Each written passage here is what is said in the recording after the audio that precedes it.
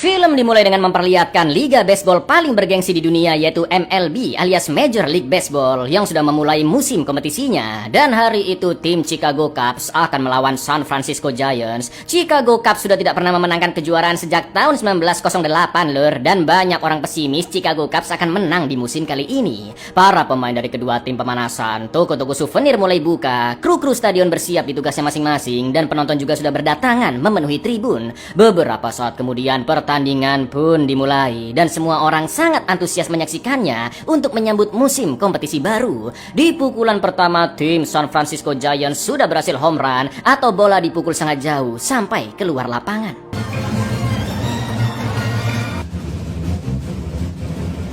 Opening day at Wrigley, and oh, what a sight! And there's the first pitch of the season. Di lain sisi, seorang bocil 12 tahun bernama Henry Rowan Gardner serta dua sahabatnya yaitu George dan Clark sangat menyukai olahraga baseball. Henry juga tergabung ke sebuah tim di liga anak-anak dan hari itu akan melakoni pertandingan. Akan tetapi Henry ini bisa dibilang cupu lah lur ya. Dia berada di posisi catcher atau penangkap bola, tapi selalu gagal menangkap dan hampir di setiap pertandingan Henry dicadangkan. Untungnya di pertandingan kali itu Henry mendapat kesempatan bermain karena salah satu pemain utama asmanya kambuh dan terpaksa dikeluarkan. Namun seperti biasa, Henry kesulitan menangkap bola yang dipukul. Bahkan bola itu malah dilempar keluar lapangan dong plak, gara-gara matanya ketutupan topi. Oh my gosh! Can't believe they let him play. Is that play legal? Henry hanya tinggal berdua dengan ibunya yang seorang janda, sebut saja Juminten, sedangkan ayah Henry sudah lama meninggal. Dulu ayahnya adalah pemain baseball berbakat dan berada di posisi pitcher atau pelempar bola lur. Sepulangnya ke rumah, Henry pun menceritakan ke ibunya jika dia mendapat kesempatan bermain, tapi lagi-lagi tidak bisa tampil maksimal sebagai catcher. Juminten pun mengatakan mungkin Henry lebih cocok di posisi pitcher seperti ayahnya dahulu. Perkataan Juminten ini mungkin ada benarnya lur, karena saat Henry membantu ibunya mencuci baju-baju, dia mampu melempar benda kecil ke dalam mesin cuci di jarak yang cukup jauh. What's this? The Cubs are bringing in the right fielder to pitch? Strike one!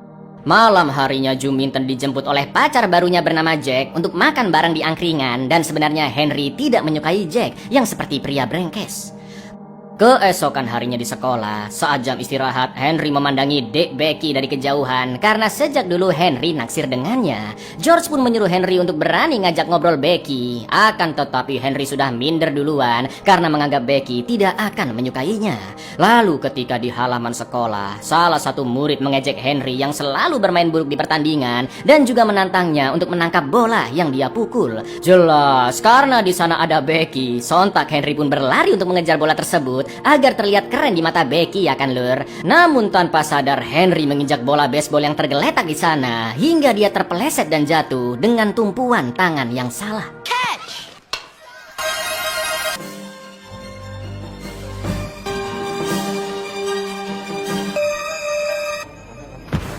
Akibat jatuh dan benturan keras, tangan kanan Henry pun patah dan harus digips selama 4 bulan. Dengan terpaksa Henry tidak bisa latihan baseball dan melakukan rutinitas sehari-hari menggunakan tangan kiri.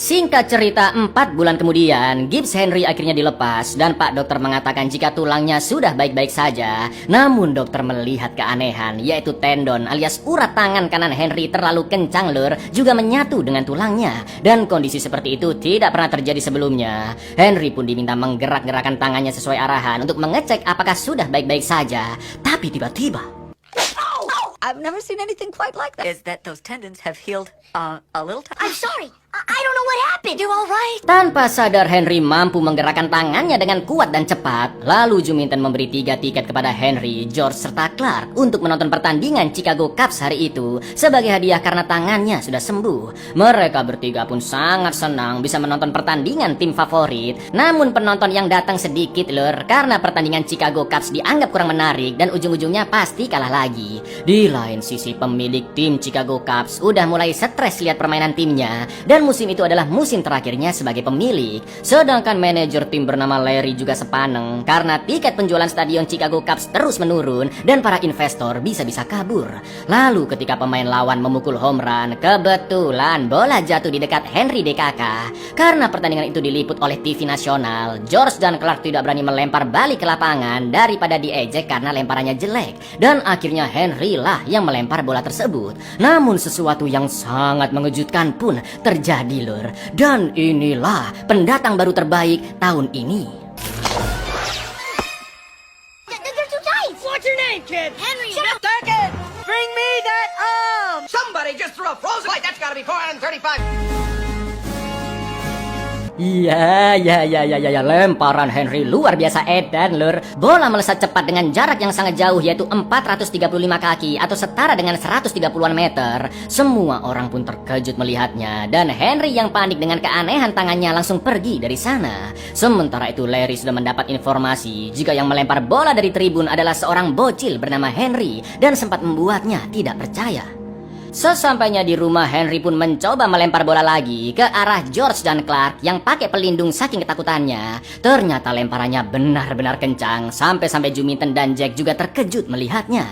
Lalu keesokan paginya, pelatih Chicago Cubs yaitu Martinella datang atas perintah dari Larry untuk menawarkan uji coba ke Henry menjadi pitcher.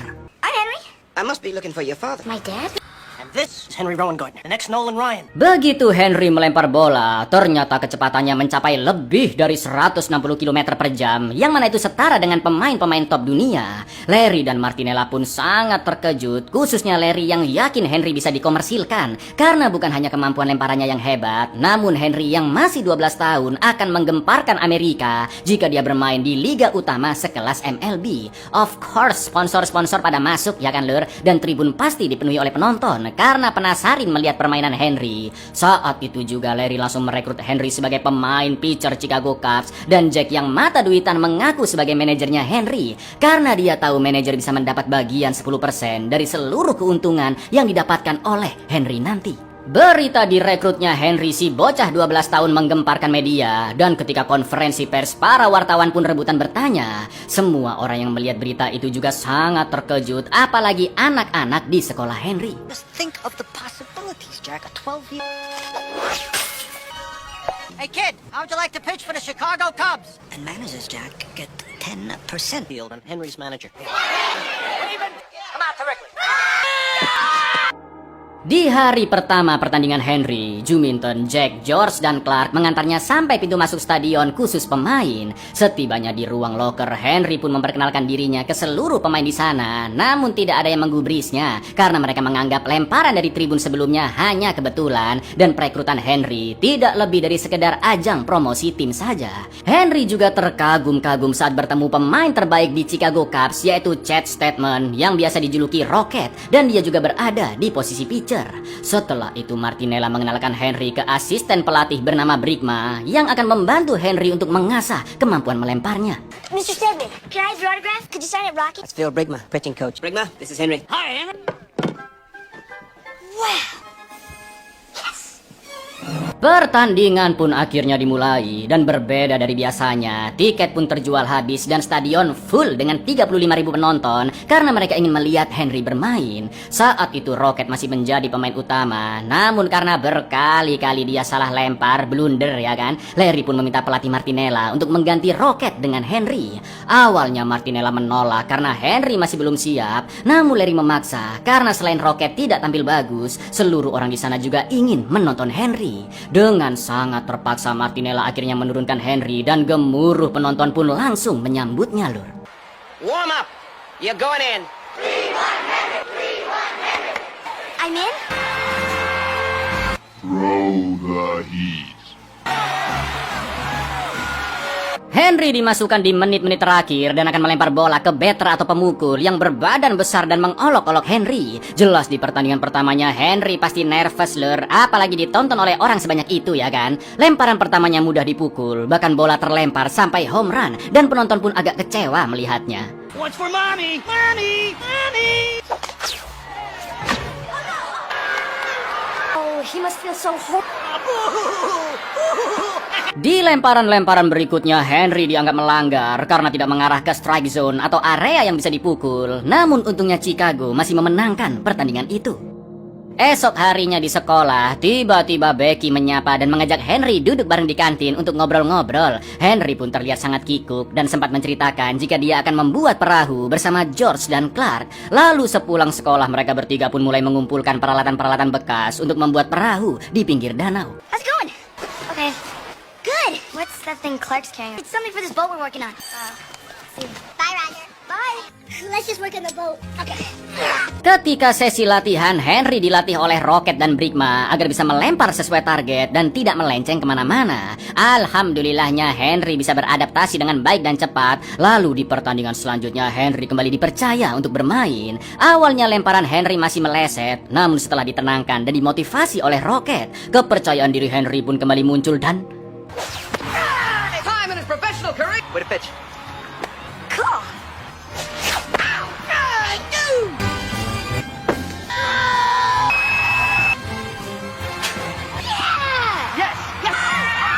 ya, lemparan geledek Henry tidak bisa dipukul sebanyak 3 kali beruntun yang biasa disebut strike out. Chicago Cubs pun memenangkan pertandingan itu dan Rocket akhirnya mau menandatangani bola milik Henry. Seperti anak-anak pada umumnya, Lur, malam itu Henry selebrasi atas kemenangannya dan bermain-main bersama George serta Clark di lapangan. Di lain sisi, Juminton berkenalan dengan Rocket dan berterima kasih atas bantuannya yang sudah membimbing Henry. Lalu keesokan harinya, tim Chicago Cubs pun akan pergi ke Los Angeles untuk melanjutkan pertandingan dan media sibuk mengerubungi Henry. Di pesawat, Brigma menjelaskan bahwa setiap tim baseball akan menjalani 162 pertandingan di berbagai kota. Maka dari itu kebugaran dan daya tahan tubuh menjadi kunci kesuksesan para pemain. Baseball is 162 cruel. Conservation, managing risk is the key to baseball.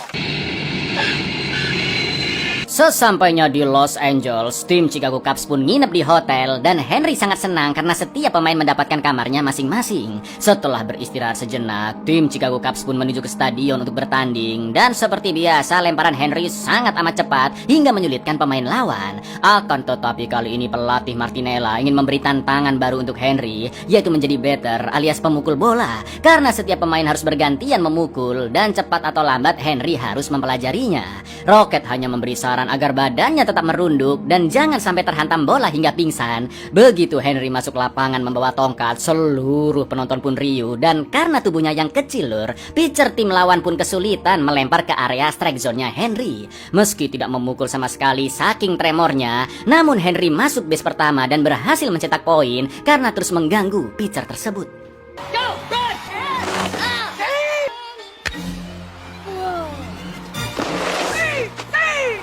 Chicago Cubs kembali memenangkan pertandingan dan nama Henry semakin dikenal oleh banyak orang sampai masuk majalah. Larry juga berhasil kerja sama dengan Pepsi yang mau menjadi sponsor tim. Pertandingan demi pertandingan pun terus berlanjut. Semua batter lawan selalu kesulitan memukul bola dari Henry dan Chicago Cubs akhirnya mendulang banyak kemenangan.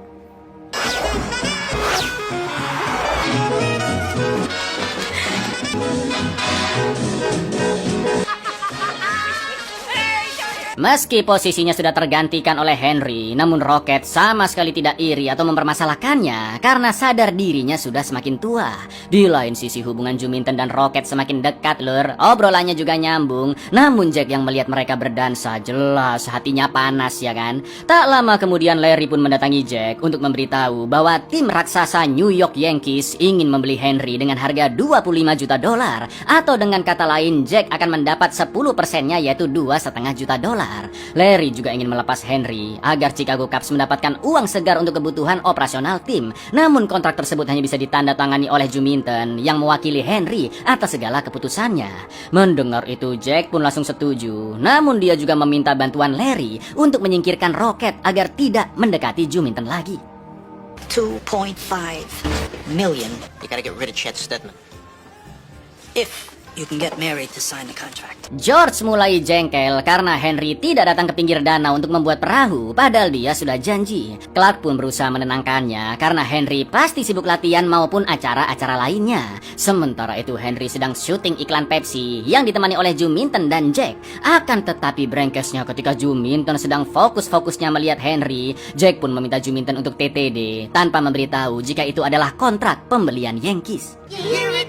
You taste it. You trust. Henry's contract.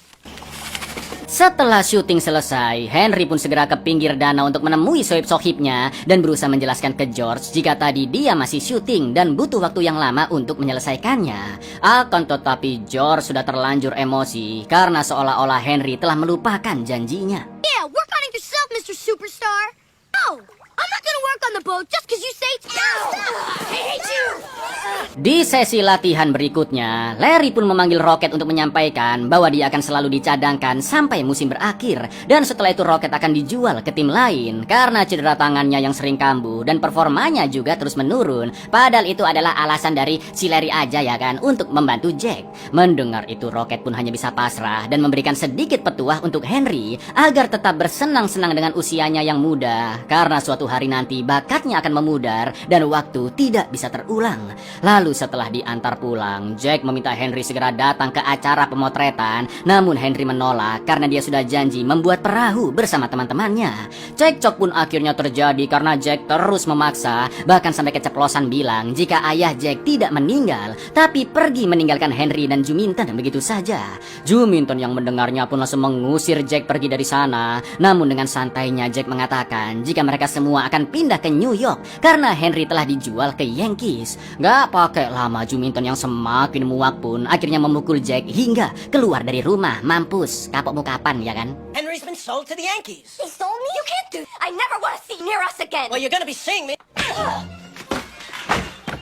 Maybe I should have killed him. Joe Minton pun menjelaskan ke Henry bahwa apa yang dikatakan Jack benar, di mana ayah Henry dulu kabur begitu saja ketika mengetahui Joe Minton yang masih remaja telah hamidun. Namun ternyata Henry sudah mengetahuinya sejak lama lur, karena neneknya menceritakan fakta itu ketika Henry masih kelas 2 SD. Selama ini Henry pura-pura tidak tahu karena Joe Minton selalu membanggakan ayah Henry yang seorang pemain baseball berbakat. Menurut Henry, sosok yang bisa dikagumi bukanlah ayahnya yang tidak bertanggung jawab, melainkan Joe Minton yang sudah mendidik Henry dengan baik. Setelah itu Henry mendatangi George dan Clark yang sudah selesai membuat perahu. Untungnya mereka semua sudah baikan dan akhirnya keliling danau bersama-sama, juga mengajak gengnya Becky yang kebetulan lagi ngaso di dekat sana lur. So you coming? Yeah. Yeah.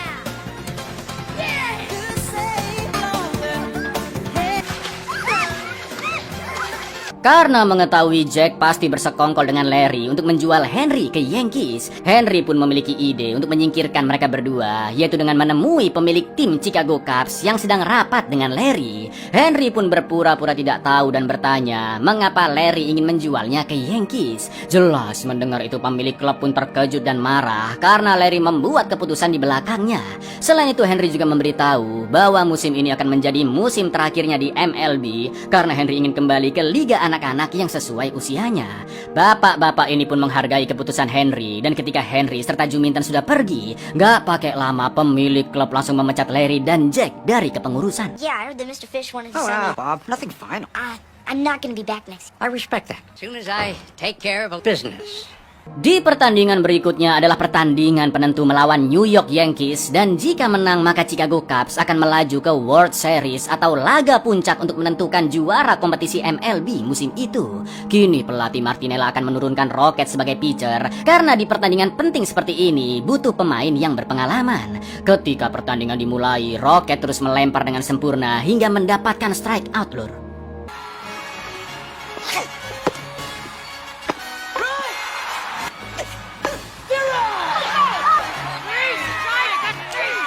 Pertandingan sengit terus berlanjut dan tim Chicago Cubs masih memimpin sampai akhirnya ketika Rocket kembali melempar, cedera di tangannya mulai kambuh, namun dia tetap memaksakan diri melempar sekencang mungkin demi mendapatkan skor. One more.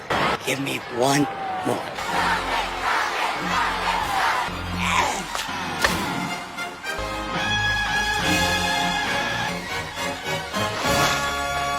Setelah berhasil mendapat poin, Rocket mengatakan ke Martinella bahwa dia akan pensiun dari baseball karena cedera di lengannya semakin parah. Henry pun dimasukkan sebagai pitcher dan semua penonton menyoraki namanya. Dengan mudah berkali-kali Henry mendapat strikeout dan hanya butuh 1 putaran lagi agar Chicago Cubs memenangkan pertandingan. Pelatih Martinella sampai memohon agar Henry bisa melempar dengan baik. Namun ketika masuk ke lapangan, tanpa sengaja Henry mengulangi kejadian yang sama seperti dulu, yaitu terpeleset jatuh karena menginjak bola. Lalu yang terjadi, This kid is making me crazy. I'm okay. All right. I'm okay. What the hell is he doing? Oh no, it's gone. iya, kekuatan tangan super geledek Henry pun menghilang dan semua orang pun bingung melihat Henry yang tidak bisa melempar kencang seperti biasa. Henry pun menjelaskan ke teman-temannya jika kekuatan di tangannya sudah tidak seperti dulu lagi. Namun dia memiliki rencana lain untuk tetap memenangkan pertandingan itu. Pertama-tama, Henry mengecoh batter lawan dengan trik bola tersembunyi. Gotcha. Di lemparan kedua, Henry tidak melempar bola dan sengaja menjatuhkannya saja, lalu menantang pemain lawan untuk segera berlari dan I dare you to run. No, you are the chicken. You're the biggest chicken I ever seen. namun di lemparan selanjutnya Henry agak terintimidasi melihat batter lawan yang berbadan raksasa dan berotot. Akan tetapi Henry menenangkan diri dan dia memanfaatkan lemparan pelannya untuk mengecoh musuh yang mengira lemparan itu akan sangat kencang.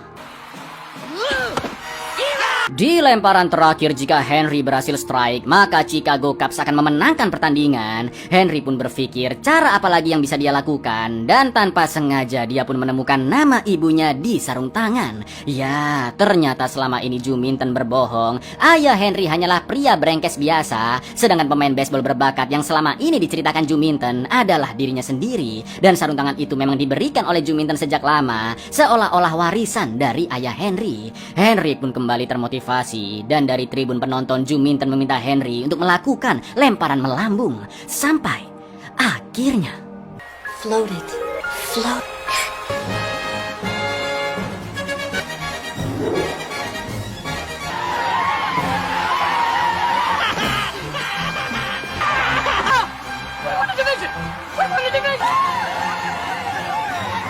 Film pun ditutup dengan Henry yang kembali bermain di Liga Anak-anak dengan Rocket yang menjadi pelatihnya. Kemampuan Henry terus berkembang dan sebagai catcher dia bisa menangkap bola-bola sulit. Henry juga memakai cincin World Series yang menandakan bahwa tim Chicago Cubs berhasil menjuarai MLB musim itu, lur.